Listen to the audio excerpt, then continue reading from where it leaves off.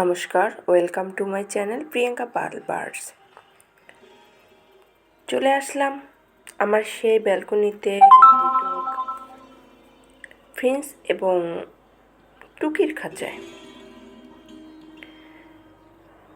এখানে একজোড়া ডিম পেড়ে দিয়েছে আর একজোড়া বাচ্চা অলরেডি ফুটিয়েছে।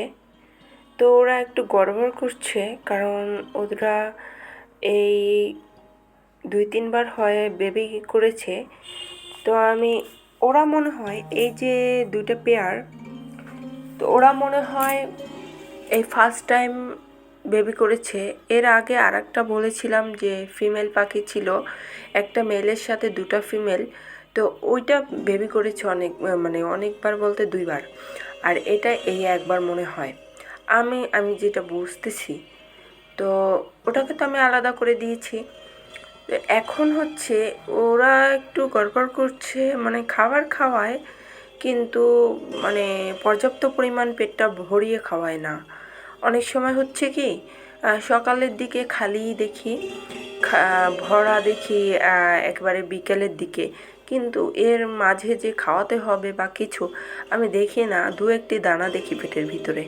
তো এরকম করে করে 2টা বেবি নাই হয়ে গেছে। তো এই জন্য আমি ওদের দায়িত্ব নিলাম, তো খাঁচা থেকে বের করে নিলাম বাচ্চা 3টিকে। মা বাবাকে আর কষ্ট দেব না। হয়তো বা দ্বিতীয়বার যখন বেবি ফুটবে, ডিম বাচ্চা করবে, তখন হয়তো বা ওরা সঠিক উপায়ে এবং বাচ্চাদের ঠিকমতো খাওয়াবে। এই হচ্ছে বেবিদের কন্ডিশন। দেখুন, বেবিদের মুখে হাত দিলে আপনারা যদি এরকম একটা কন্ডিশনে পড়ে যান যে এত ছোট বেবি কিভাবে খাওয়াবো, তাহলে ভিডিওটি তাদের জন্যই। দেখুন, ওদের মুখে যখন আমরা হাত দিব বা কোনো কিছু দিয়ে একটু টাচ করব, তখন কিন্তু ওরা হাঁ করে, পর্যাপ্ত পরিমাণ হাঁ করে। সেক্ষেত্রে আমরা ওদের খাওয়াতে পারি। দেখুন, এই নিউট্রিপ্যাকটা আমি ওদের জন্য সাজেস্ট করব। এটা যথেষ্ট ভালো। এটি মাইনুল ভাইয়ের কাছ থেকে আমি নিয়ে এসেছি।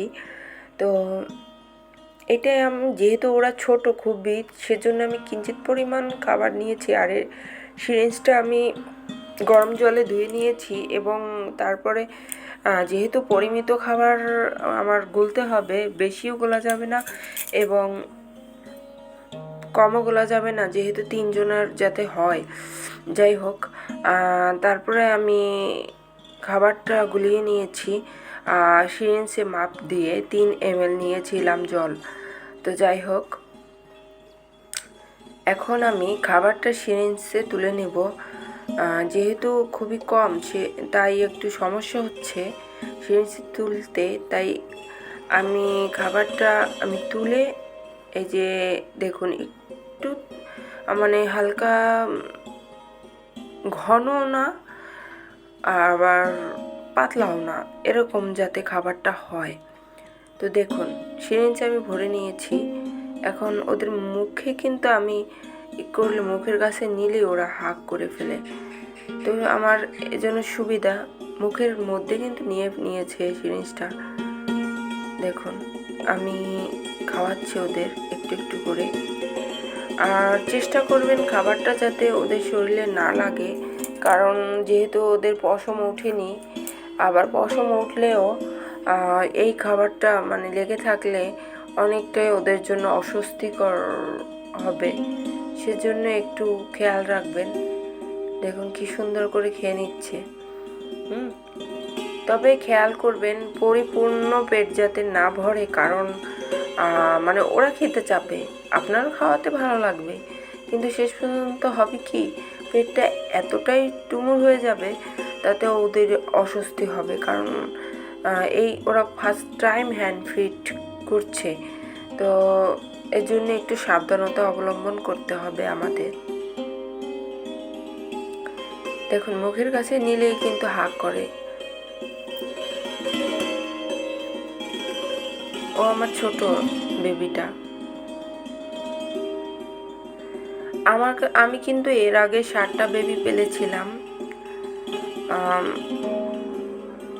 যথেষ্ট আনন্দের। এগুলো আসলে যারা পাখি পালে তারাই বলতে পারবে যে পাখিকে খাওয়ানো বা হ্যান্ড ফিডিং করানোটার ভিতরে কতটা আনন্দ রয়েছে। তবে একটা দুঃখ শেয়ার করি আপনাদের সাথে, যেহেতু আমি আপনাদের সাথে কানেক্টেড হয়ে গেছি।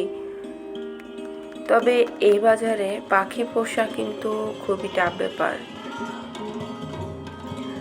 চীনা কিন্তু 170 টাকা কেজি, কারণ 80 থেকে 85 টাকা কেজি। So be careful. যারা পাখি শখের বসে পালবেন তারাই পালবেন। ব্যবসায়িক ক্ষেত্রে যারা পালবেন তারা পালতে যায়েন না।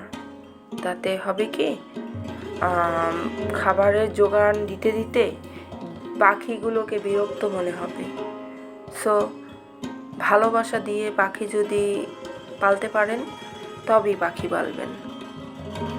তো যাই হোক, ফিরে আসছি আমার মূল ভিডিওতে। পাখিগুলোকে আমি কিন্তু ভরপুরভাবে খাইয়ে দিয়েছি, তারপরেও কিন্তু বোকাগুলো না খেতে চাচ্ছে। মনে হয় হ্যান্ড ফিডিংটা তাদের কাছে খুবই ভালো লেগেছে। তো এই হচ্ছে আমার পাখি। তো এদের এখন আমি ঘুম পাড়িয়ে দিব, ঠিক আছে? ঘুম পাড়িয়ে দিব মানে খুবই সেফফুল জায়গায় রেখে আসব, যাতে পাখিরা সুন্দরভাবে একটু রেস্ট থাকতে পারে। যেহেতু পেটটা ভরপুর আছে, নো প্রবলেম। তো আজকের ভিডিও এ পর্যন্তই। আপনারা ভালো থাকবেন, সুস্থ থাকবেন। আর যেহেতু ঈদের মৌসুম, আপনারা সুন্দরভাবে ঈদ কাটান এবং সতর্কভাবে কাটান। যেহেতু স্বাধীন দেশে বসবাস করতেছি আমরা দ্বিতীয়বারের, তো একটু সুন্দর করেই থাকবেন। তবে স্বাধীন দেশে একটু সতর্ক থাকাটা জরুরি। ভালো থাকবেন, সুস্থ থাকবেন। টাটা।